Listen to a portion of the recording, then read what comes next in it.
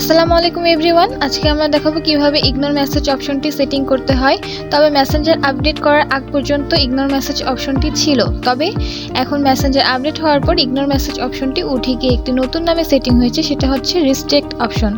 এই রিস্ট্রিক্ট অপশনটি message ignore করার কাজ করে থাকে, তবে এটি নতুন আপডেটে রিস্ট্রিক্ট নামে সেটিং হয়েছে। আর যাদের আপডেট করা নেই তাদের ইগনোর মেসেজ অপশনটি শো করবে। ফার্স্টেই আমাদেরকে মেসেঞ্জার অ্যাপ্লিকেশনটি ওপেন করে নিতে হবে, তারপর চ্যাটে গিয়ে উপরের আইকন অপশনে ক্লিক করতে হবে। তারপরে নিচে থেকে একটি স্ক্রল করলে দেখা যাবে রিস্ট্রিক্ট নামে একটি অপশন আছে, এখানে ক্লিক করতে হবে। আমরা যদি ব্যাক করি তাহলে আমরা দেখতে পারবো আমাদের চ্যাট লিস্টে তার প্রোফাইলটি আর শো করবে না।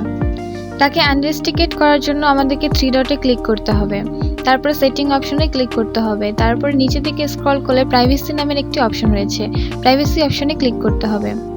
তারপরে এখানে রেস্ট্রিক্ট অ্যাকাউন্টস নামের একটি অপশন আছে, এখানে ক্লিক করলে তার প্রোফাইলটি এখানে শো করবে।